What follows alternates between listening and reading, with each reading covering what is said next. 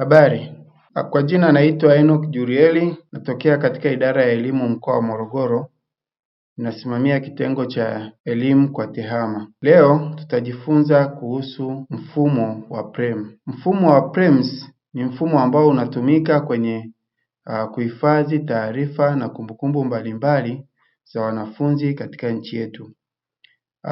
Unatumika kwenye usajili wa mambo mbalimbali ikiwemo usajili wa wanafunzi, ikiwemo kuhamisha wanafunzi, ikiwemo kuhamisha wanafunzi, ikiwemo kutunza takwimu za picha na mambo mengine mbalimbali ambayo mfumo huu wa PREMS unafanya.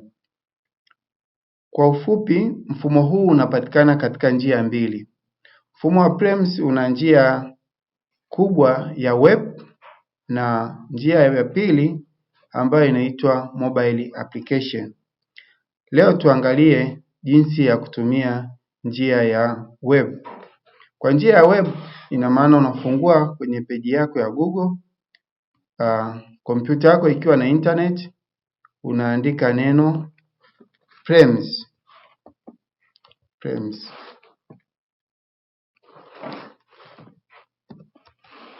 Ukishaandika neno PREMS unabonyeza enter au endelea. Utaona kuna jina la kwanza litatokea hapa ni PREMS Nectar, unaifungua. Utapata ukurasa mwingine kama unaouona ambao utakudai username na password. Kwenye huo ukurasa nitaanza kuingia. Kuna njia tatu za kuingia. Kuna kuingia kama mwalimu, kuna kuingia kama afisa elimu wilaya na kuna kuingia kama afisa elimu mkoa. Mimi nitaanza kuingia kama mwalimu ili niende kuelekeza kazi mbalimbali ambazo mwalimu anazifanya katika mfumo huo. Nikiingia kama mwalimu nitaingiza password zangu nilizopewa kama mwalimu.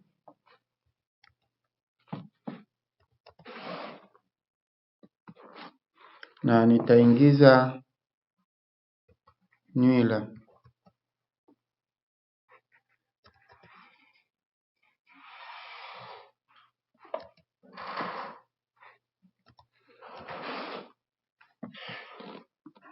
Baada ya hapo nitabonyeza sign in. Naam, imeingia kwenye mfumo huu.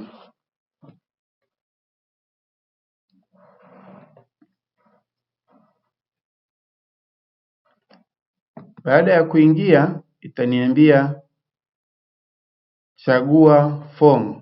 Kiingia kama mwalimu utakuta mkoa, inataja wilaya niliopo, inataja shule ambayo niliopo, itaniambia chagua form. Nitachagua form 1.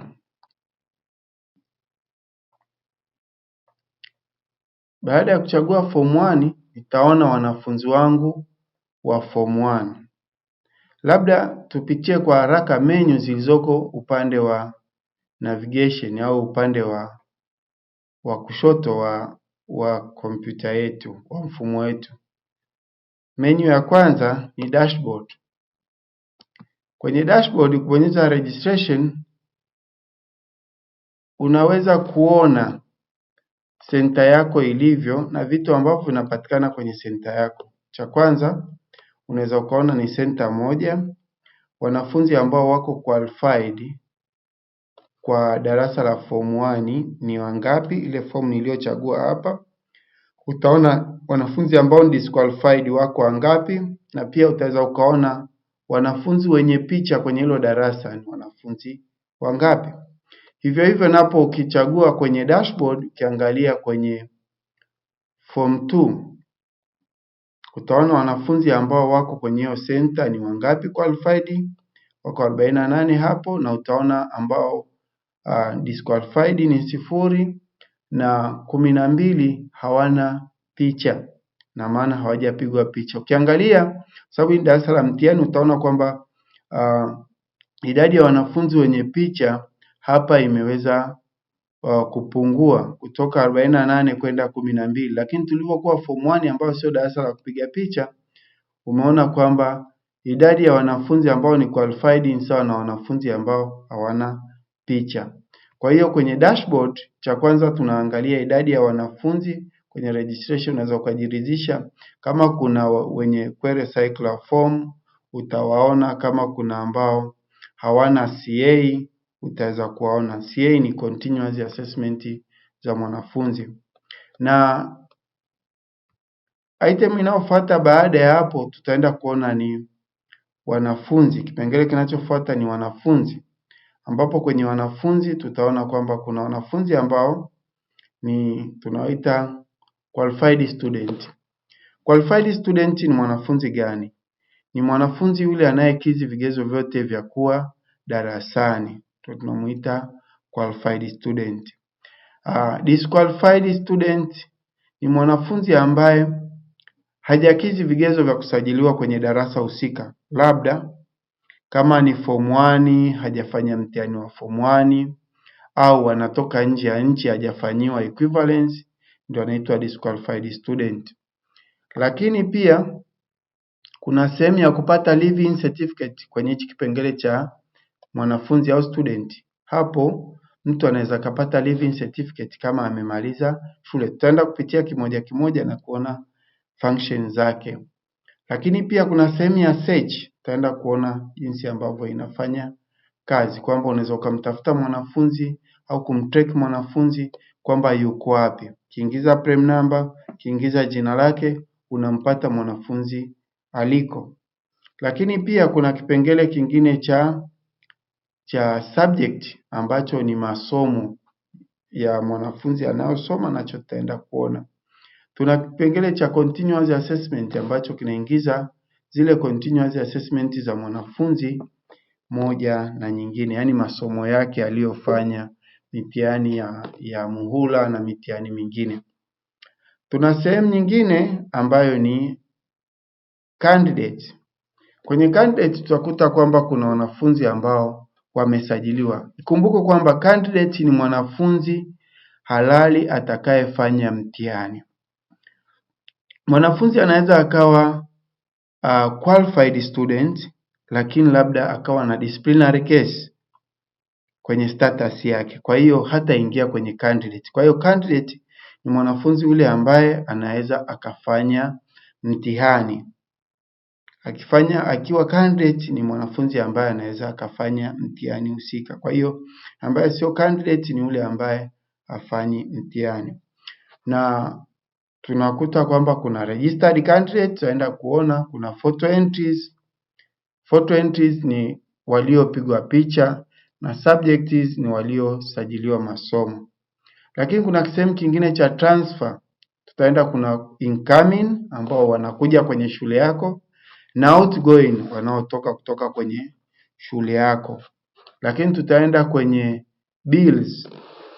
Tuna bills za aina nyingi. Tuna bills za aina moja ambao ni kulipia malipo ya mtihani. Tutaenda kuona what is my bill kwenye kulipia bill ambao unatakiwa ulipe, ku create bill ambao una create na control number. Lakini tutaenda kuona pay bills, jinsi ambavyo mtu anaweza akalipa bili zake. Lakini tukiendelea kujivinjari kwenye huu ukurasa wa nje wa mfumo wetu wa Prem, tunaona kuna sehemu nyingine ya center. Tutakuta school center ambapo inaonyesha taarifa za center yako, na setting tutaona kwamba una seti idadi ya masomo na vitu vingine kama hivyo. Tukitoka upande huo, upande wa kushoto kutoka kwenye dashboard yetu, utaona kuna sehemu ambapo pana icon moja yenye mshale ambao una rotate, na kuna icon nyingine ya notification. Hii ni ya refresh, kama unataka kurefresh. Kuna notification, labda una message ambazo umetumiwa, unaweza ukaangalia mfumo wa mobile Prems umefanya nini. Ni message ambayo imetumwa, unaweza ukaisoma kwamba mfumo wa mobile Prems picha umeboreshwa, tafadhali pakua app mpya application kutoka kwenye Google Play Store. Hapa kwenye message ni sehemu ya kupokea taarifa mbalimbali. Lakini tuna sehemu nyingine ya help kama unahitaji msaada. Unahitaji msaada either user manual ya mfumo huu ninaofundisha hapa, kubonyeza hapo utaona user manual ikitokea. Kama mnavyoona hapo user manual inatokea. Mtu unaweza ukapitia ile user manual kujua kwamba kuna update gani imetokea au kwenye user manual kuna kitu gani. Ndio inaona inafungua hapo. User manual inatokea kutoka Baraza la Mitihani ambayo inaonyesha taarifa mbalimbali ambazo zipo kwenye mfumo wetu. Hii ni user manual, jinsi ya kutumia. Tutaenda kuona ambavyo naenda kuelekeza, vyote vipo kwenye hii user manual. Qualified student, kupata hizo TSM9 na vitu vingine. Maelezo yake yote hapo kwenye hii user manual. Baada ya hapo kuna sehemu ya logout ambapo mtu anaweza akaangalia profile yake, akaedit profile, akachange, badilisha password au akalog out. Kwa kufikia hapo nimeweza log out. Nadhani umepata uelewa wa juu mfumo unapofunguka baada ya mtu login na vile vitu ambavyo anaviona kwa uharaka vilivyopo kwenye skrini yake. Baada ya kwamba tumeona ukurasa wetu wa mwalimu akiingia ulivyo, twende kwenye kazi ya kwanza ya mwalimu, kusajili wanafunzi. Ataingia kwenye mfumo,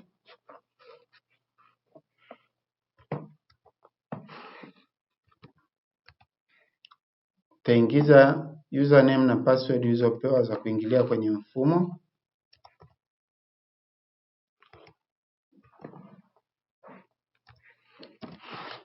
Baada ya kuingiza username na password alizopewa, kompyuta yake ikiwa imeunganishwa na internet, ataweza kuingia kwenye mfumo. Utakutana na dashboard kama nilivyoelezea hapo awali. Sasa tuangalie jinsi ya kusajili mwanafunzi. Jinsi ya kumsajili mwanafunzi. TAMISEMI watakuwa wameingiza wanafunzi kwenye mfumo. Na hapo ukiingia kwenye qualified student, wanafunzi wote wa shule wa form 1 wa darasa husika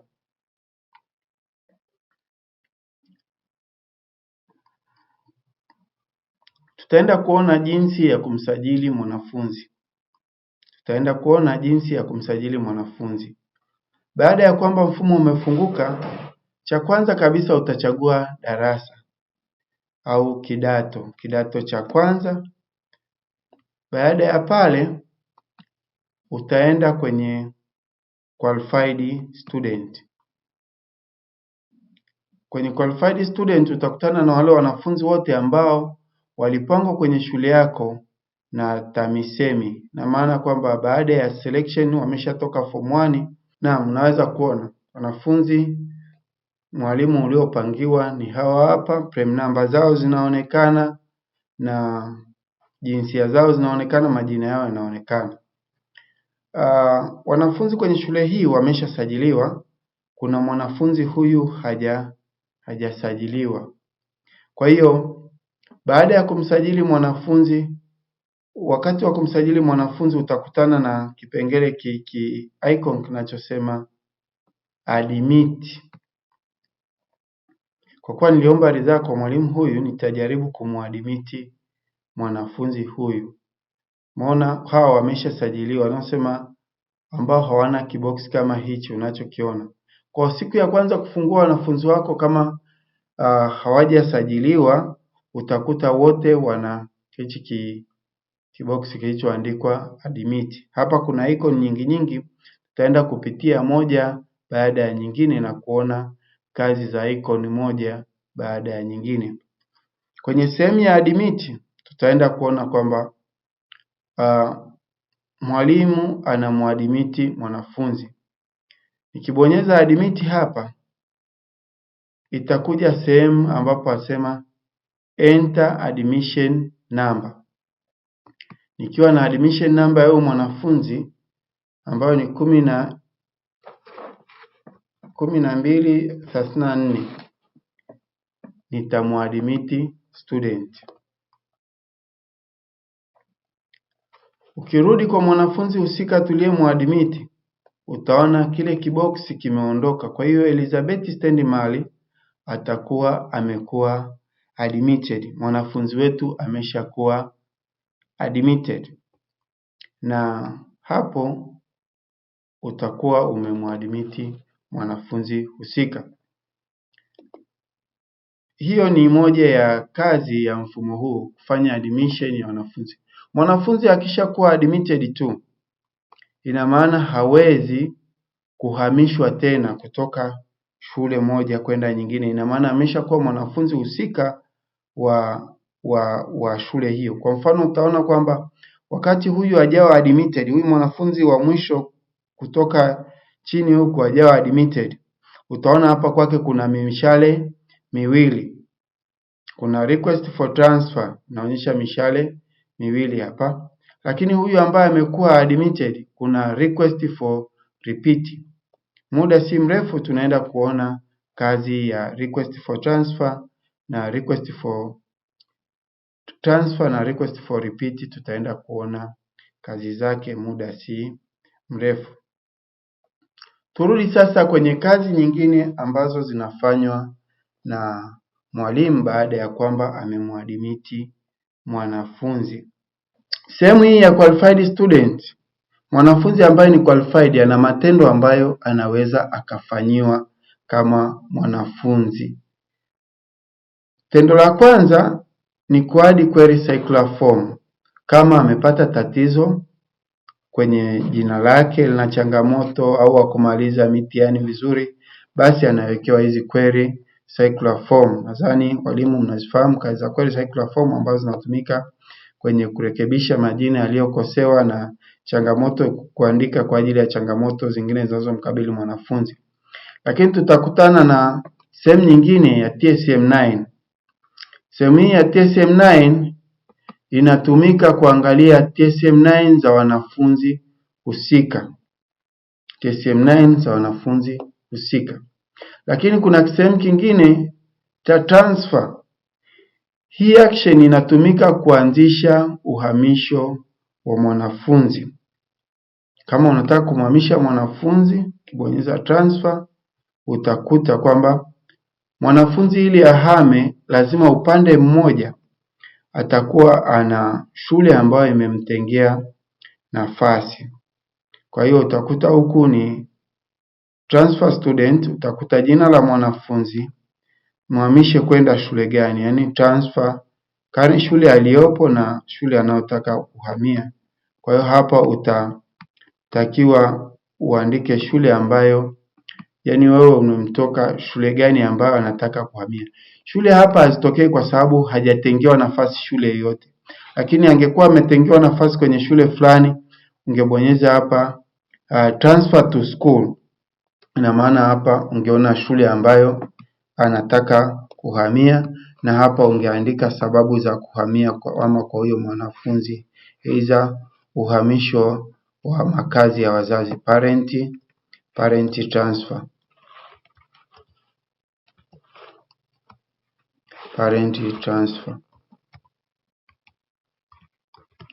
Kwa ukiandika hapo, baada ya hapo submit transfer itatoka shuleni kwako, itaenda kwenye ofisi ya DO.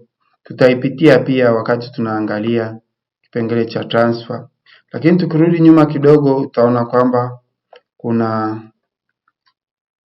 baada ya action ya transfer kuna action ya request for repeat. Yani kama mwanafunzi amekariri kidato, labda ni form 2 anakariri kidato cha kwanza, kwa hiyo unakuja request for repeat, unabonyeza request for repeat, utaona itafunguka. Na hii request for repeat inatumika wakati ambapo umeshachukua kibali cha kukariri kutoka ofisi ya katibu tawala kwenye mkoa husika, na kinaambatana na barua ambazo zinapita kwa ofisi ya mkuu wa shule, zinapita kwa ofisi ya DO, afu kinakuja kwenye ofisi ya katibu tawala au ofisi ya afisa elimu mkoa. Katika hiyo hapo utakuta kwamba ana repeat form ngapi. utakuta jina la mwanafunzi to form ana repeat to form ngapi. Kwa mfano angekuwa form 2 basi ana repeat form 1. And then attachment inayowekwa hapa ni ile kibali cha kukariri ukiwa umekiskani na kukiweka kwenye mfumo wa PDF, ndicho utakachokiweka hapa. Na sababu za kuhama kwa huyo mwanafunzi kukariri, labda utasema kwamba long time sickness. Kwa hiyo huyu aliugua muda mrefu. Kwa hiyo utakapokuwa umerequest hiyo transfer, basi ukibonyeza huku chini request for transfer, utaona submit, unaweza ukamtransfer mwanafunzi. Kuonyesha request for transfer, mwanafunzi huyu ataweza kutunziwa kumbukumbu zake za kuhamishwa, kukariri darasa, na baadaye utaona amekariri darasa husika. Action nyingine iliyopo ni view. Unaona taarifa za ujumla za mwanafunzi. Utaona jina la mwanafunzi, registration yake, shule aliyoko, status ya mwanafunzi unaweza ukaiona kwenye view, na kipengele hichi tutakiongelea sana, na pia utaona kwamba amekuwa admitted vipi, namba yake ya mtihani wa darasa la 7 na vitu vingine vyote utaviona, utaifa wake na stream aliyopo na vitu vingine. Kama utakuta kwenye view kuna ambacho hakionekani, utarudi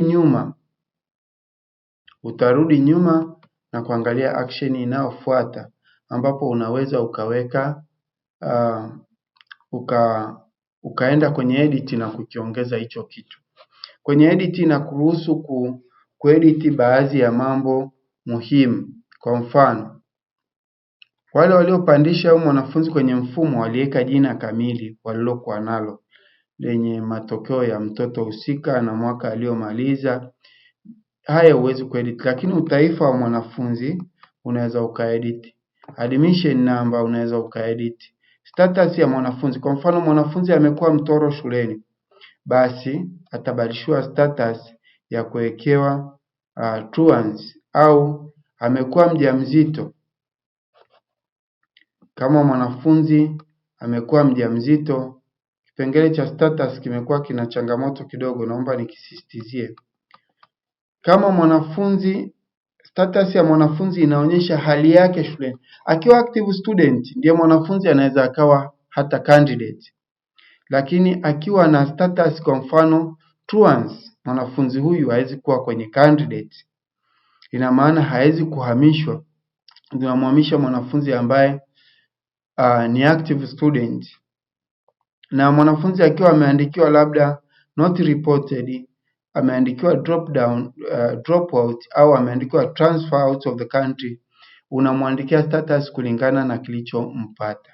Kama ni discipline case, amepigana shuleni, amepewa suspension, anawekewa indiscipline, atakaporudi shuleni ataondolewa indiscipline na kuwekewa active. Aidha kesi nyingine ni drop out, labda amejulikana alikuwa wapi, ikawa settled, labda inaweza kufanyika kulingana na taratibu na sheria za shule. Lakini kuna sehemu ya kuseti kama wazazi wake wapo au hawapo, utaiona hapo. Darasa aliyoko yuko stream A, B, C, utaiona hapo.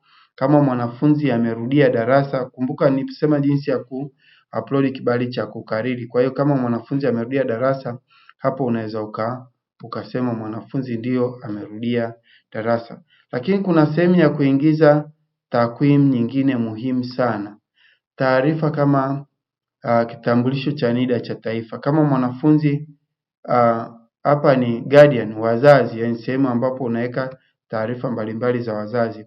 Kwa mfano kitambulisho cha taifa cha mwanafunzi, cha mzazi wa mwanafunzi, jina kamili la mzazi, utaona uhusiano wa ule mzazi, ni cousin, ni parent, ni uncle, ni nani, ni father, mother, na kawaida utaweka email address.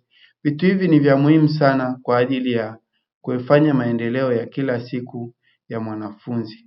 Kuna student address, mwanafunzi anatokea wapi? na maanwani zake za makazi, umbali kutoka nyumbani. Hapo utaona unaweza kuseti umbali kutoka nyumbani ni kilomita ngapi. Kama ni kilomita 3 utaweza ukaandika kilomita 5, na anaishi sehemu gani, ni mtaa gani, physical address utaweza ukaweka. Lakini pia utaweza ukaweka sehemu alikozaliwa na sehemu anakoishi. Kama ni mzaliwa wa Arusha, ni mzaliwa wa Kigoma lakini anasomea Morogoro, utaweza ukaweka na taarifa hizo za sehemu ya kuzaliwa, domicile place, utaweza ukaziweka zote. Baada ya hapo utaenda kusave na vitakuwa vimejihifadhi. Hiyo ni action ya edit. Edit una seti zile taarifa zote za mwanafunzi. Tarehe ya kuzaliwa ilikuwa ni tarehe ngapi, unaiseti na vingine vyote unaviseti. Tukirudi kwenye kuangalia action zetu, tunakutana na action ya request for transfer. Tuliona kwanza kuna hii request for transfer na kuna hii nyingine request for transfer. Hii request for transfer hii, wakati unapanga kumhamisha mwanafunzi, utastate moja kwa moja shule gani anaenda. Kwa mfano toka Morogoro anaenda shule kama Arusha Catholic Seminary, na maana ataenda moja kwa moja, utamlocate moja kwa moja kwenye shule husika. Baada ya kumlocate kwenye shule husika, utarudi mwanzoni kuja huku kwenye transfer student. Transfer student sasa utaona atatengewa nafasi, afu utakuja kumtransfer na kuandika sababu, ataenda kwa DO. Hii inasaidia kwamba asipotee njiani au asikwame over long run ya mtandao kule shuleni kwenye incoming, ajue kwamba kuna mwanafunzi fulani anakuja. Kuna action ya delete, labda unataka kumuondoa mwanafunzi hajaja mwaka umeisha, unabonyeza delete, unaweza ukamuondoa mwanafunzi husika. Hapo bado unaongelea qualified student. Lakini pia tuna sehemu ya template, labda kwa wale wanafunzi wa private wanahitaji kupandishwa, unaweza ukabonyeza download template. Utaona ni template ambayo inaonyesha taarifa za usajili wa mwanafunzi mpya, na ipo kwenye mfumo wa Excel. Kwa hiyo unaweza ukaandika taarifa, serial number, registration type kama ni mwanafunzi wa nje ya nchi au ndani ya nchi, ukaandika namba yake ya mtihani ambao mwanafunzi alifanyia mtihani wa nyuma. Kwa mfano form 3 ni form 2, form 2 ni form 1 na form 2 ni darasa la 7 na form 1 ni darasa la 7 na mwaka aliomaliza hilo darasa la 7. Utaweza ukaweka majina yake matatu, unaweza ukaweka jinsia yake, unaweza ukaweka tarehe ya kuzaliwa na namba yake ya admission. Kwa hiyo hapo utaipata hii template kwenye kubonyeza tu hapa neno template. Lakini pia kuna kesi ya mwanafunzi mpya. Kama unataka kusajili mwanafunzi mpya, hasa kwa wanafunzi wa shule za private, wanasajili wanafunzi wapya. Kwa hiyo utaweza kumsajili mwanafunzi mpya. Lakini kwa wanafunzi wa shule za government wanasajiliwa na mkoa, unaweza ukasajili mwanafunzi. Lakini unaweza ukamreserve mwanafunzi, kureserve kama anahama, unaweza ukamreserve. Kwa hiyo unaingiza prem number yake hapa, unamreserve. Kumreserve ina maana kumpa nafasi, yani kumtengea nafasi kwa ajili ya kuhamia kutoka kwenye shule fulani. Kama mwanafunzi anahamia kwako kutoka shule fulani, hapo ndio utamreserve a space, yani utampa hiyo reserving ya space. Na hapo utaandika umemreserve mwanafunzi. Kisha reserve tu hapa, ina maana utaona jina la mwanafunzi limetokea hapa. Na hiyo ni moja ya function iliyoko kwenye dashboard yetu ya mwalimu akiwa amelogin. Na pia tutapata ripoti. Kwenye ripoti tutapata ripoti mbalimbali, ripoti ya wanafunzi walioko na masomo ambayo wanasoma. Hiyo ni sehemu ya ripoti. Lakini pia tumeweza kuona kwa ufupi, tumeweza kuona kwamba kwenye qualified student mwanafunzi ana action zipi. Ana action ya kwanza ya TSM9, ana action ya transfer, ana action ya set repeat, ana action ya view details zake, na ana action pia ya edit, lakini pia ana action ya request for transfer na ana action ya delete. Na kingine tumeweza kuona jinsi ambavyo mwanafunzi anakuwa admitted. Mwanafunzi anakuwa admitted kwa kubonyeza admit hapa, utaingiza admission number. Baada ya kuingiza admission number, na maana mwanafunzi huyo itaondoka admission, itaingia ya icon ya query circular. Baada ya kumaliza kuona actions zilizopo kwenye mwanafunzi ambaye ni qualified student, tuone basi actions zilizopo kwenye mwanafunzi ambaye ni disqualified student. Kwenye disqualified hapa hatuna mwanafunzi, lakini utaona kwamba utakuta prem number, full name, tarehe ya kuzaliwa, sex, reason for disqualification, labda itasema qualification not found au sababu nyingine, na kuna action ya delete disqualified, kwamba unamfuta ambaye ni disqualified kwenye shule yako. Lakini hii hapa inafanywa sana na watu wa ngazi ya mkoa. Tutaenda kuona kwenye video zitakazokuwa zinafuata. Lakini pia tutaenda kuona kuna kwenye student pia kuna menu nyingine ya living certificate. Living certificate utaona kwamba ni certificate ambayo anapewa mwanafunzi baada ya kuwa amesoma miaka 4 kwenye shule fulani. Kwa taarifa ulizozijaza kwenye view zikiwa zimekaa vizuri, zitatokea kwenye living certificate. Kwa hiyo utaweza ukaona hapa, lazima ili upate living certificate lazima uweke remark. Kwa mfano, his conduct are good, then ukitiki huku mwanzoni ndio utasema generate a certificate. Kwa kusema generate a certificate, living certificate ya mwanafunzi husika itakuwa imegenerate pale. Nadhani umeona living certificate imegenerate. Nikisema, narudia tena kusisitiza kwamba lazima utiki pembeni home. Kama nataka living certificate ya Fausta, na tiki Fausta, then inasema generate 2 certificate. Au nataka living certificate 3, na tiki na inasema generate 3 certificate. Kwa hiyo itagenerate, na hapo unaona living certificate imeweza kutokea.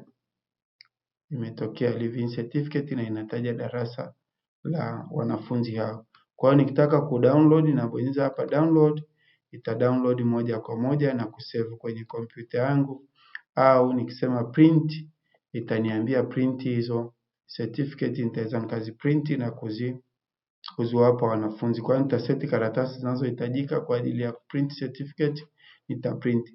Ndipo hapo utaona umuhimu wa kuandika taarifa sahihi kule kwenye taarifa za mwanafunzi. Kama ulikosea tarehe ya kuzaliwa huku itajikosea, kama ulikosea jinsia huku itakosea.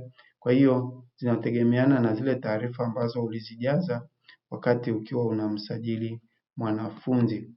Na icon nyingine inaonekana hapa ni kuhusiana na search.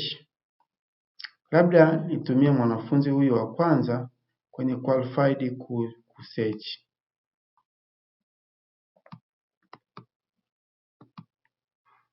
Icon nyingine inaonekana hapa ni search.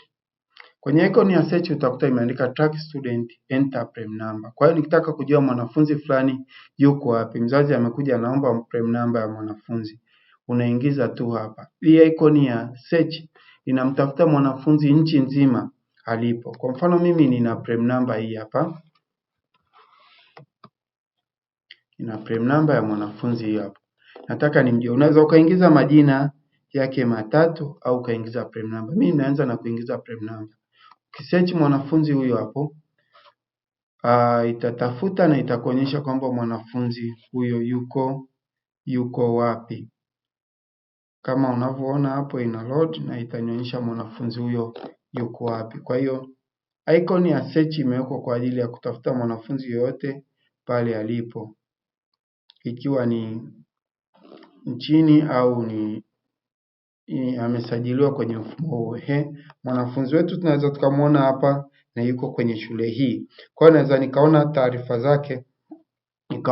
taarifa zake za aina mbalimbali. Naweza nikaona yuko ni active student, nikaona wazazi wake, hali ya wazazi wake na vitu vingine vyote vinavyohusu namba yake ya mtihani, nikapata hata kujua shule aliyosoma primary. Saa nyingine unaweza kukuta umeletewa jina tu bila kuletewa prem number. Kwa mfano nimeletewa mtu anaitwa Molel.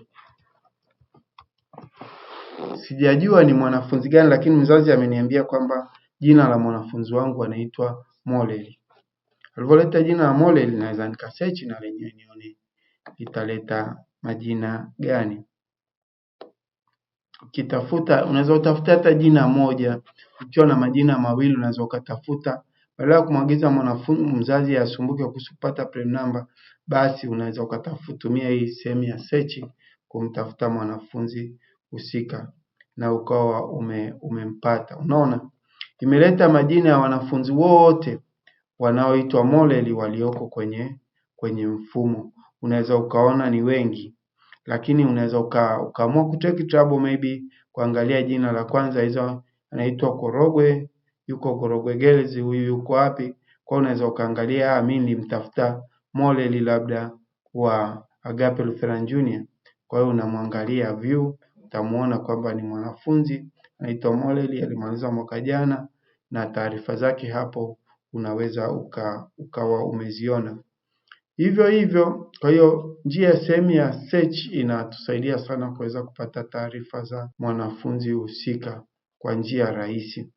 Lakini pia kwa hiyo ukiwa shuleni huwezi kudai kwamba mwanafunzi amepotea, hapana. Ukisearch ukaona haonekani mwanafunzi, labda niseme nimesearch jina ambalo ni kitu ambacho hakipo, kama hicho, utaona kwamba italodi na hakutakuwa na request yote inayoonyesha kwamba jina hilo lipo. Kwa hiyo utagundua kabisa kwamba mwanafunzi huyu hayupo kwenye shule yangu au hayupo kwenye mfumo. Kwa hiyo utawasiliana na ngazi za wilaya na mkoa, wao wana uwezo wa kumtafuta kwa njia nyingine zaidi. Kama huyu hapo umeona kwamba record show kwamba ziko 0, hakuna mwanafunzi mwenye taarifa hiyo. Lakini kuna kipengele kingine kwenye student ambacho ni cha subject. Kwenye subject hapa tunaenda kuona kwamba kuna taarifa mbalimbali za masomo, idadi ya masomo ambayo mwanafunzi anasoma. Kwa mfano wanafunzi wangu hapa wote wamewekewa by default masomo 6, lakini kuna labda mwanafunzi anaongeza somo, hasa kwa vidato vya mitihani. Unabonyeza hii action iliyoandikwa kama jumlisha hapa hadi subject, na ukibonyeza hadi subject itatokea masomo. Hapa ukitype tu kwa mfano nataka aongezewe Bible knowledge, unaona imeshaongezeka kwa huyu mwanafunzi, na nikibonyeza submit utaona kwamba kuna huyu mwanafunzi ameongezekea Bible knowledge. Nimegundua kwamba mimi huyu sio mwanafunzi wa kuongezea Bible knowledge, labda nataka nifute. Ukibonyeza hapa inasema ondoa somo hilo, remove Bible knowledge. Kwa hapa naweza nikafuta Bible knowledge. Kama hivyo inaniambia je, unataka kufuta Bible knowledge? Ndio nitasema futa Bible knowledge. Hapo utaona mwanafunzi mwenye Bible knowledge amefutwa na imebaki kama ilivyokuwa. Lakini pia kwa hiyo kwenye kuongeza masomo na kupunguza masomo inafanyika na ipo kwa vidato vyote, kidato cha kwanza mpaka kidato cha 4.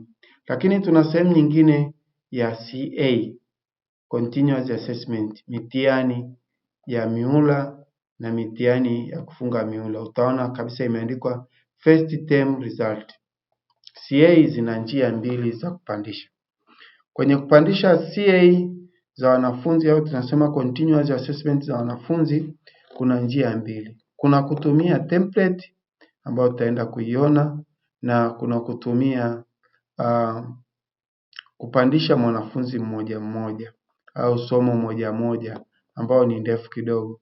Template tunatumia template ya Excel, kwa hiyo unachagua kabisa CA unataka kupandisha ni ya form 1. Hapa inaonyesha form 1 maana form niliyochagua huku juu ni form 1 na template yake ukidownload hapo utaipata.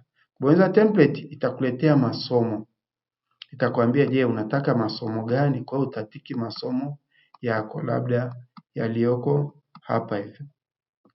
Umetiki masomo umemaliza, then utasema generate template. Itagenerate ile template husika. Kwa utaona imegenerate template na ita download. Template hii itakuwa na masomo yale uliotiki tu ndio yatakayotokea kwenye hii template. Unaona majina ya wanafunzi na yameleta first term, test 1, mid term test 1, test 2, terminal test 1, second term test 1, mid term test 2, annual. Na masomo yaliyowekwa humu ni yale masomo ambayo nimeatiki peke yake. Kwa hiyo utaona kabisa hapa kuna somo la mathematics linahitaji kujaziwa CA yake. Ukirudi kwenye kodi huku chini kuna somo hilo la biology. Kwa hiyo kodi za yale masomo zimepangwa huku kwenye page. Kwa hiyo inatokea workbook fulani hivi ambayo ina somo kama mnavyoona ninavyoonyesha kwenye mshale hapa chini kuna masomo yale yamepangwa kwenye workbook. Kwa hiyo unaweza ukajaza marks zile ukaingiza ukamaliza ukapandisha. Kumbuka kubonyeza hii enable editing. Utaweza ukapandisha masomo yako yote. Kwa hiyo hii ni njia ya kuingiza CA kadri ya masomo yale ulivyoyachagua hapa. Ningepunguza masomo nika template, basi ningepata yenye masomo machache. Kama hapo nimepunguza, nimeacha masomo matatu. Kwa hiyo itakuwa na sheet kule, worksheet za Excel zitakuwa 3. Naona hii nilio download yenye masomo matatu. Bonyeza open, basi na yenyewe itakuwa hapa inafunguka. Unaona ina masomo matatu huku chini na 101, 112 na hilo. Kwa hiyo ina masomo matatu peke yake. Haitakuwa na zaidi. Na hivyo ndivyo CA zinavyoweza kupandishwa kwa ujumla. Lakini pia kuna kupandisha CA ya mwanafunzi mmoja. Kupandisha CA ya mwanafunzi mmoja, hapo unaenda kwenye somo kama ni test 1, unabonyeza test 1, then unamuingizia marks zake. Labda ni amepata marks 76. Ukibonyeza submit, ina maana mtandao utaload na utaona kabisa hapa mwanafunzi amewekewa 76.0 kwenye test 1. Hivyo unaweza ukaingiza moja mpaka mwisho au ukaingiza kwenye Excel na ukaja hapa bulk upload. Kija bulk upload unachagua somo na kupandisha. Au kama utaamua kuingiza moja utaangalia ni njia ipi ambayo ni rahisi kwako, lakini tunashauri sana njia ya kutumia template ni rahisi kwa sababu inapunguza muda. Hii ngoja, ukitaka kuona kwamba nimeweka labda hii namba max ningeiweka sio yenyewe, labda nimeikosea nataka niifute, kuna njia ya kuifuta, bonyeza okay hapo itajifuta, au nataka niihariri, kubonyeza edit hapo pembeni unavyoona itaedit. Bonyeza okay hapo utaona imejifuta, max ile imejifuta. Au nikibonyeza hariri kama nimeweka max labda 23, labda nikagundua hiyo nilikosea, mwanafunzi huyo mtihani amepata zaidi, nibonyeza hariri, ingeleta ile 23 edit, ningeandika amepata 89, ningesubmit na yenyewe pia ingekuwa imetokea, lakini kwa sababu sio kazi yake, basi nitaenda kuifuta na kuacha ikiwa kama ilivyokuwa kawaida. Kwa hiyo hapo amefutwa na inakurudisha kwamba je, unataka kuingiza nyingine. Nikisema hapana na kurudi nyuma kwa sababu iko live, unakuta inarudi kama nilivyokuwa nimeifungua. Kwa kifupi, kwenye kipengele cha main navigation ya dashboard, kwenye kipengele cha student tumeona vitu vifuatavyo. Tumeweza kuona kwamba kuna features za qualified student ambaye ni mwanafunzi halali darasani, na tukaona function au vitu vilivyoko kwenye qualified student ambavyo kuna jinsi ya usajili wa mwanafunzi, ambayo tumeanza nayo, jinsi ya kumadmit mwanafunzi. Tumeona ana icon hii, anakuwa admitted kwa kuwekewa namba. Tumeona TSM9 yake kama unataka kuiangalia. Tumeona request for transfer, tumeweza kuitofautisha request for transfer na request for transfer hii nyingine ya kumlocate kwenye shule moja kwa moja. Tumeona kuna set for request for repeat, jinsi ambavyo mwanafunzi anaweza akakarishwa darasa. Lakini tumeona action ya view, kwamba mtu anaweza akaona taarifa za mwanafunzi. Tumeona action ya edit ambayo ni ya muhimu sana, hasa kwenye kuseti status za wanafunzi. Nakuta mtu anasema simuoni mwanafunzi wangu kwenye candidate, haonekani kwenye candidate kwa sababu kubwa umemwekea status ya drop out, na drop out waga hawafanyi mtihani. Lakini tumeweza kuona sehemu ya delete, ambao kama mwanafunzi mmeamua basi mwanafunzi huyo tumfute shuleni, unaingia kwenye delete unamfuta. Haturecommend sana kutumia delete kwa sababu sababu za mwanafunzi kufutwa ziwe zimekaa vizuri kulingana na sheria na taratibu zinazofuata.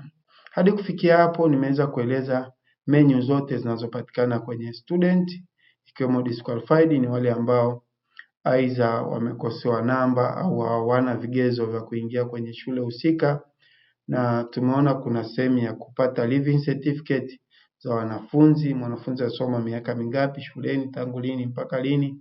Lakini tumeweza kuona jinsi ya kuzigenerate kwa kutiki pembeni kwenye mwanafunzi kwanza, ndio uje ugenerate certificate na kuipata. Lakini tumeweza kuona sehemu ya search, unaweza kumtrack mwanafunzi na kumpata mwanafunzi alipo kwa kuingiza prem number, kwa kuingiza jina lake moja au majina yake matatu. Kwa hiyo haina haja ya kusema kwamba mwanafunzi umuoni au hujui alipo. Ukiingiza majina yake au ukiingiza prem number tu hapa, sio lazima prem number, unaweza ukapata. Lakini tumeweza kuona sehemu ya subject ambazo mwanafunzi anaweza akaongezewa assigning more subject au less subject. Na tumeweza kuona sehemu ya continuous assessment ambazo mwanafunzi anatakiwa ajaziwe maendeleo yake siku hadi siku kwenye mfumo wetu wa PREMS au mfumo wa usajili wa wanafunzi kwa sekondari. Nitarejea kwa ajili ya kuelezea sehemu ya pili inayofuata kwenye dashboard yetu ambayo ni candidate.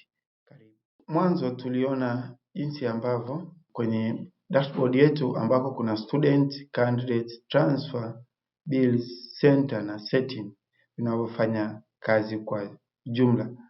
Sasa tuangalie kipengele cha candidate.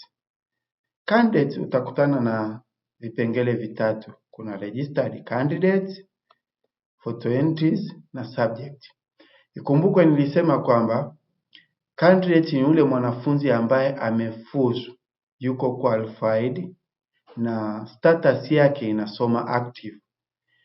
Status ya mwanafunzi haiwezi ikasoma kwenye, mwanafunzi hawezi kuwa candidate. Yani candidate ni yule ambaye anafanya mtihani. Kwa hiyo haiwezi akawa ni disqualified akasoma kwenye candidate. Haiwezi akawa na status ya either truance au pregnancy au death alafu akasoma kwenye candidates. Kwa hiyo ukiona mwanafunzi anasoma kwenye candidates, ujue kwamba ni yule ambaye ana status husika, yani status yake lazima iwe inasoma active student. Sasa tuangalie registered ni wanafunzi wa aina gani. Kwanza inaniambia chagua kidato. Utagundua kwenye candidate lazima awe kwenye kidato cha mtihani. Kwa hiyo lazima uchague either form 2 au form 4. Kwa hapa kwangu naenda kuchagua kidato cha 4 ambapo ni form 4. Kwenye kidato cha 4 ina maana napata candidate. Hawa ni list ya candidate wangu. Kwenye candidate nitakutana na vitu vifuatavyo. Cha kwanza nitakutana na sehemu ya kuassign namba za mitihani, maana ni wanafunzi. Kwa hiyo nikibonyeza assign number, wanafunzi wote watapewa namba. Mfumo utarudi kama hivyo, wanafunzi wote watapewa namba. Lakini nikibonyeza reassign number, labda kuna mwanafunzi aliyehamia akaingia kwenye mfumo wangu, kwa hiyo nita reassign number. Nikireassign number nitabonyeza reassign number, yule mwanafunzi mmoja nao atakuwa included kwenye ile list. Lakini pia kwa wale wa private kuna sehemu hapa utakuta wameandikiwa pay fees, not pay fees. Na nikija kwenye printout, labda nahitajika taarifa halmashauri kwa ajili ya waliosajiliwa, printout yake ni hiyo hapo, unaweza ukaiona, inaonyesha printout candidate number amepewa pale, jinsia amepewa pale, jina kamili amepewa, na masomo ambayo amejisajili, ikiwemo vision kama ni low vision au ni ana tatizo la uoni, hapa lazima lionekane huyu ni low vision au sio low vision. Hizi taarifa zinategemeana na ulivyojaza kwenye qualified student, yani wakati unajaza kwenye qualified student, je, huyu ulimwandikia nini? Kama ulimwandikia na low vision, basi huku ataonekana low vision. Na hapa kwenye fee structure, kama ni pay au not pay, kwa wale wa shule za private, hapa utaona kwamba mwanafunzi aliyelipiwa ataonekana hapa. Na hapa kuna sehemu ya kusaini, na maana mwanafunzi atasaini kwamba taarifa anazoziona huku za masomo na vitu vingine ni za kwake. Lakini mwisho chini kuna summary ya idadi ya masomo yaliyosajiliwa na idadi ya wanafunzi. Hiyo ni sehemu ya feature inayopatikana au ni action inayopatikana kwenye sehemu ya candidate. Lakini pia kwenye sehemu ya candidate kuna sehemu ya photo entry, zile picha ambazo ulipiga. Utaona kwa mfano kwenye hii shule inayotumia kama sehemu ya kujifunzia ili somo, utaona mwanafunzi huyu ana picha tayari. Hii tutaenda kupitia sehemu ya mobile application ambayo ina sehemu cha kupiga picha. Lakini hapa unaona huyu ana picha, huyu hana picha. Huyu hana picha, inawezekana hajapigwa picha kabisa. Inawezekana mwalimu wake hajamsetia status, yani ni mwanafunzi ambaye ni truants, ni mtoro shuleni, lakini mwalimu alimsetia status active. Kwa hiyo amepewa namba, amepewa picha, lakini hajapigwa picha kwa sababu ni mtoro, hawezi kuwa naye shuleni. Kwa hiyo vizuri kuwa makini sana na sehemu ya status. Kama unataka aondoke labda hana picha, basi hapa utakuja na utaseti status yake kwamba ni active wa mwanafunzi, na unaweza ukampiga picha. Lakini pia kuna sehemu nyingine hapa inaonyesha kwamba mwanafunzi huyu unaweza kukuta tu hajapigwa picha au picha imepigwa kwenye mobile application ambapo inahitaji kupandishwa kwa kutumia mtandao kuja huku, lakini ile picha bado haijafika, yani haikutumwa kuja huku, au mahali alipo hamna mtandao wa kutosha. Kwa hiyo mwanafunzi unakuta picha yake huku haijafika.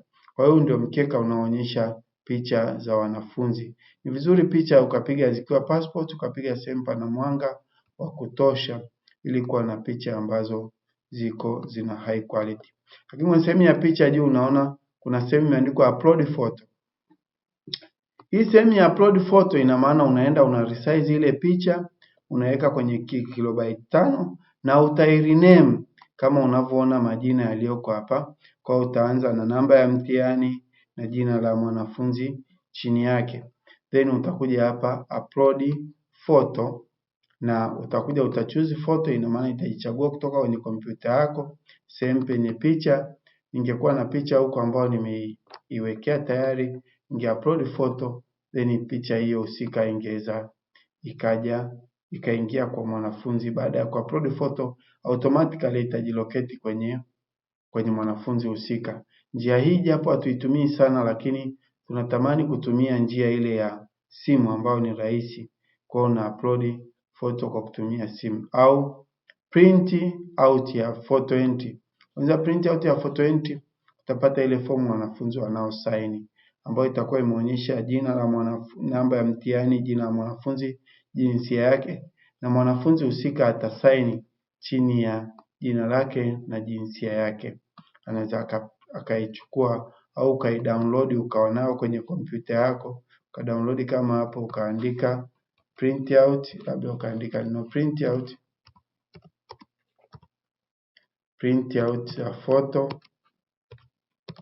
za photo basi ukaandika printout ya photo ukasave, na ukawa umekuwa na printout zako za photo ukazihifadhi. For any emergency use unaweza ukazitumia, au njia nyingine yoyote ile kama zitahitajika na viongozi wengine unaweza ukazitumia. Lakini pia unaweza ukawasainisha wanafunzi wakaangalia kama picha ni zenyewe na huku changanya wakati wa kuweza kupiga. Hiyo ni sehemu ya kipengele cha candidates kwenye photo entry. Kipengele cha candidates kwenye photo entry kinafanya kazi kama hizo. Unaweza kuona wanafunzi wako wote na picha zao, na waliopiga picha na ambao hawajapiga picha. Lakini kuna sehemu nyingine ya kwenye candidates kuna subject. Kwenye candidates kuna subject ambapo unaona kidato cha 4, naona masomo ambayo wamejisajili. Subject hazieditiwi hapa. Subject zinaeditiwa kwenye kule juu kwenye student, kwenye subject hapa juu. Hazieditiwi kwenye candidate. Kwenye candidate unaona tu kwamba mwanafunzi ashafika form 4, ameshachagua masomo atakayofanya ni haya hapa. Kwa hiyo subject hazieditiwi kwenye sehemu nyingine isipokuwa kwenye student. Student ambaye ni qualified unaweza ukamwedit subject zake. Na kipengele cha candidate kwa hiyo kina vipengele vikubwa vitatu kama nilivyosema, kina registered, kina photo entry na subject. Kwa subject unaweza ukaona ukavinjari ukaona masomo hayo wanaofanya wanafunzi wako. Na ukitaka kuprint report unarudi kwenye qualified student, utaenda kwenye subject, utaprint subject. Hapa utaona kwenye candidate utaona mwanafunzi amejisajili kufanya masomo gani, lakini ukirudi kwenye subject huku juu unaweza ukaprint subject. Na kwa ufupi hiyo ni sehemu ya candidate na vipengele ambavyo registered student, utaona wanafunzi waliosajiliwa. Photo entry utaona picha zilizoingizwa, na subject utaona masomo ambayo watakuwa wanafanya. Sasa tuangalie katika main menu yetu, tuangalie kisehemu kikubwa ambacho ni cha transfer. Kumbuka tumesema kwamba mfumo huu pia unatumika kwenye kuhamisha wanafunzi. Mwanafunzi anaweza akahama kutoka shule moja kwenda shule nyingine, au kupokelewa kutoka shule moja kwenye nyingine kuja shule nyingine kwenye mfumo wetu wa PRIMS. Wakati tunaangalia mwanzoni tumeona kwamba qualified student akiwa na status active ana uwezo wa kuhama, na tukaona kwamba tuna hii njia ya kwanza ya request transfer ambapo mwanafunzi anahama baada ya kwamba ametengewa nafasi. Baada ya kwamba ametengewa nafasi, basi utaona transfer tu hapa itatokea ile shule aliyotengewa nafasi, na utaandika sababu ya kutransfer kama tulivyoona kwenye video iliyopita. Lakini pia tukaona kwamba huyu qualified student tutatakiwa umlocate wakati wa kumhamisha mwanafunzi, tutatakiwa umtume moja kwa moja kwenye shule ambayo anahamia. Ndio maana ya hii transfer tu. Na maana mlocate moja kwa moja kwenye ile shule. Hapo utakuta shule zote za mikoa yote Tanzania zikiwa hapa. Kwa hiyo kama mwanafunzi huyu atakuwa anahamia shule fulani, basi utamhamishia hizi Arusha Catholic kama tulivyoona mwanzoni. Na wakati wa transfer sasa kuna sehemu ya kuangalia status ya wanafunzi ambao ni incoming. Incoming ni wale waliotengewa nafasi kwako, kwamba mwanafunzi anataka kuja shuleni kwako, ina maana kwamba wewe umemtengea nafasi. Ukija hapa kwenye incoming kwenye shule yetu hamna, lakini incoming ungekuta mwanafunzi ambaye ametengewa nafasi ameandikwa from to, amekuwa approved au bado request by. Ni incoming. Incoming yule ambaye umemtengea nafasi. Na ulitenga nafasi wapi? Kwenye student, qualified student. Sehemu ya qualified student kuna pale reserve. Kuna hii sehemu ya kureserve. Hapa una reserve kwa kuingiza prem number. Prem number ulioletewa na mzazi au mtu anayemleta mtoto kwenye shule yako. Ukamreserve hapa kwenye ukamwekea prem number hapa ukareserve, then ukisearch utaona kabisa kwamba mwanafunzi fulani amekuwa reserve. Kwa mfano hapa nikisearch mwanafunzi huyu, unaona kabisa mwanafunzi huyu, je, unataka kureserve na reserve. Hii ni kwenye kumhamisha mwanafunzi. Kwa hiyo nikireserve ina maana na kwa ninaanza mchakato wa kumhamisha. Ningebonyeza reserve huyu hapa atahamia kwenye incoming student. Kwa hiyo ataonekana kwenye incoming student. Lakini kwenye transfer pia kuna kipengele kingine ambacho ni outgoing. Tutaenda kuona kwenye kipengele cha outgoing. Outgoing ni mwanafunzi ambaye anahama kutoka kwenye shule fulani kuja shuleni kwako.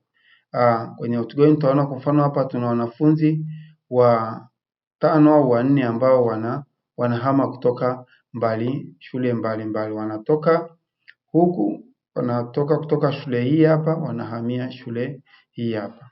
Anatoka Bunduki anaenda Mgeta, anatoka Bunduki outgoing, ina maana anaenda kwenye shule husika. Na hapa wewe unamuona amekuwa approved au bado. Akiwa approved, akimaliza unaona atatoweka na ataingia kwenye list ya student huko juu kwenye qualified student, na ataingia kulingana na status aliyowekewa. Kwa hiyo kwenye transfer kuna vitu viwili vikubwa.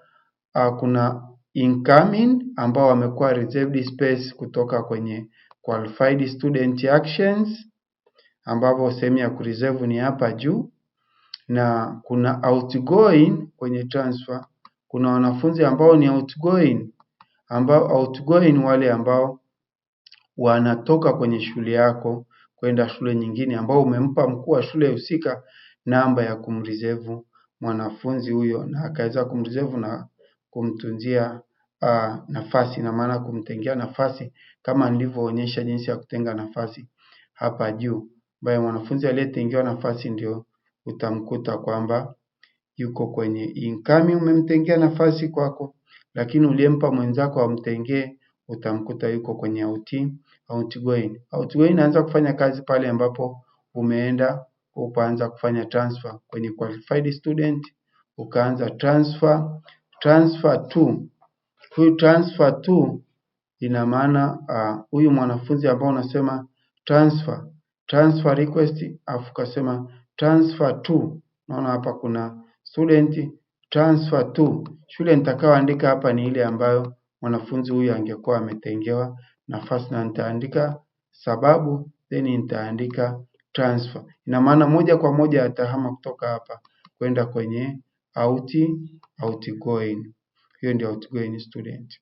Katika mfumo wetu pia kuna sehemu inayotunza taarifa mbalimbali zinazohusu malipo ya ada na malipo ya vitu vingine, na unaunganisha pia malipo ya ada na mwanafunzi, na unaonyesha pia mwanafunzi ambaye amelipiwa ada na mwanafunzi ambaye analipiwa ada. Hii inapatikana kwenye sehemu cha bill.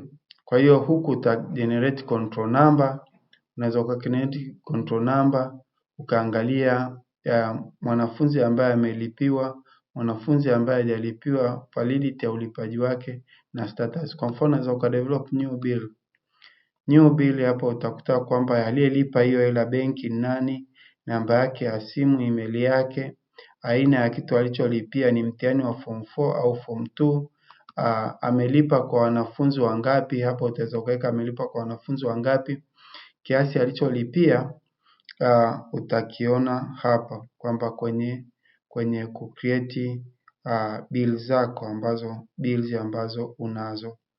Kwa hiyo kwenye hiyo bills ndani yake kuna create bills. Umeona kwenye my bills ndani yake nimekuta kuna hii create bills, kwamba how much bills have paid, na lazima uchague darasa ambalo ndio unalilipia bill, sio madarasa yote yanalipiwa bill. Kwa hiyo ukigenerate bills hapa itatokea, na baada ya hapo kuna pay bills, ambazo hizi ni zile bills ambazo uligenerate na kulipa. Kwa wale wa shule za private ukiingia hapo utakuta hela ililipwa lini, tarehe ngapi, na nani alilipa, na alilipa kwenye akaunti gani. Kwa hiyo taarifa mbalimbali zinazohusu bills za wanafunzi kwenye mfumo wetu hapa zinaweza zikaonekana. Lakini tuje sehemu nyingine, ni sehemu ya kuseti center. Hapa kwenye center unaona shule yako ni center gani. Shule yangu ni hii hapa, ownership ni government, iko kwenye distance gani kutoka kwenye mji iliyopo, yani kutoka makao makuu ya wilaya una umbali gani, na aina ya wanafunzi waliopo, mkoa iliyopo, wilaya iliyopo na action. Kwa hiyo unaweza ukaangalia ukaona wanafunzi wako, ukaona ile shule yako na taarifa za shule husika, nani mkuu wa shule, namba yake ya simu, jina lake, anwani. Kwa hiyo mtu akiingia kwenye mfumo huu anaweza kupata taarifa zote za shule za center husika. Lakini kuna setting mbalimbali, kwa mfano subject, labda hapa masomo mbalimbali yanasetiwa. Kwa mfano nimeongeza somo kama la elimu ya dini ya Kiislamu. Kwa hiyo utakuja hapa utahariri, utaongeza hilo somo, au mnataka mliondoe hilo somo, au kuna somo jipya limekuja, kwa hiyo unataka uliongeze. Hapa hilo somo linaweza likaongezwa, kama ni history au ni geography, unaweza ukaona hapa ni sehemu ya kuongeza au kupunguza masomo ambayo yaliyopo kwenye shule fulani. Kwa kifupi, kwenye sehemu ya setting na subject ni sehemu ambapo masomo yanaongezwa au kupunguzwa. Kwa ujumla tumeweza kuona kwamba mfumo wetu una sehemu ya registered student, ambao unaweza kuona kwamba unaona idadi ya wanafunzi wote waliokuwa registered shuleni, na unaweza ukaona taarifa mbalimbali za wanafunzi hao wenye picha na wasio na picha, walioko disqualified na ambao hawako disqualified. Lakini kwenye sehemu ya student unaweza ukaona student ambao ni qualified, na hapa tumeangalia kwamba student ambao ni disqualified tumeona wapo na action ambazo wanafanya. Lakini pia tumeona hizi action, tumeenda kupitia tukaona action moja moja, ikiwemo ya transfer, repeat, view na edit na request for transfer na delete, kazi zinazofanya. Lakini pia tumeona kwenye disqualified tumeweza kuona kwamba kuna wanafunzi ambao ni disqualified wenye changamoto, majina yamekosewa na vitu vingine hayajafanana majina yaliyo kwenye matokeo yao, basi watakuwa disqualified. Lakini tumeona kwenye living certificate kwamba ni sehemu ya kuweza kugenerate living certificate ya mwanafunzi. Ukitiki pembeni, tumesema kwamba ukitiki pembeni una generate certificate, na certificate ya living certificate inatokea kama unavyoweza ukaiona inatembea hapo. Lakini pia tumeweza kuona kwenye hiyo student, tukaona mambo ya search. Unaweza ukamtafuta mwanafunzi popote kwa kuingiza prem number yake au jina moja wapo la kwake na ukampata. Kaona sehemu ya subject, unaweza ukamuongezea mwanafunzi somo au ukampunguzia somo. Lakini tukaona sehemu ya CA ambayo continuous assessment za mwanafunzi akishafanya mtihani wa term ya kwanza, mtihani wa term ya pili, terminal na annual, unaweza ukaziongeza. Lakini tukaona jinsi ambavyo lazima useti masomo. Kwenye video iliyopita tumeweza kuona kwamba ukiseti somo then unaweza ukamuongezea somo hilo mwanafunzi husika. Tukaenda kwenye candidate, tukaona kwamba candidate wapo ambao wamekusajiliwa kama candidate. Tukaona ni wale wanafunzi wanaokizi kwenda kwenye mtihani wa taifa, na photo entry tukaona kwamba ni picha zao waliopiga na sababu mbalimbali za waliopiga na ambao hawajapiga tulizipitia. Lakini pia tukaenda kwenye transfer student ambao kuna wale ni incoming wanaokuja kwenye shule husika na outgoing ambao wanaondoka kwenye shule husika. Lakini tukaona kwenye pay bills kuna my bills, yani vile ambavyo mtu anataka kulipia na bills anazotakiwa alipie ni kwa mtihani upi. Tukaona jinsi ya kucreate bills, ambapo unaweza ukacreate bills, kujenerate control number na vitu vingine kama hivyo. Alafu tukaangalia paid bills, ni zile bills ambazo zimeshalipwa tayari. Kumbuka kwamba mwanafunzi akishalipiwa bills tu kwenye candidate huku kwenye registered student, utaenda kuona pembeni huku kutaongezeka kisehemu cha malipo. Lakini pia tumeona kwamba ukienda kuprint, ukiweka print out, ina maana kwamba kama ingekuwa shule ya serikali ungeona kwamba fees zingejiandika huku kwamba huyo mwanafunzi amelipa fees. Na tumeenda kuangalia pia center. Center inaonyesha mmiliki wa center hiyo na vitu vyote vinavyohusu hiyo center, nani mkuu wa shule, anwani za center na vingine vingi viko pale kama na kama unataka kuedit profile ya hiyo center, labda mkuu wa shule amehama au mmeamua kwamba iwe ya ilikuwa ni ya girls na boys, ilikuwa kwa education imekuwa single sex, basi mnaweza mkabadilisha centers. Lakini kwenye setting tumeenda kuona kwamba ni sehemu ya kuongezea masomo. Kama kuna somo limeongezeka au kuna somo limepunguzwa, basi linaweza likaongezwa. Hiyo kwa kifupi ndio summary ya mfumo wa PREMS au mfumo wa usajili wa wanafunzi kwenye kwa masomo ya sekondari, kwa shule za sekondari.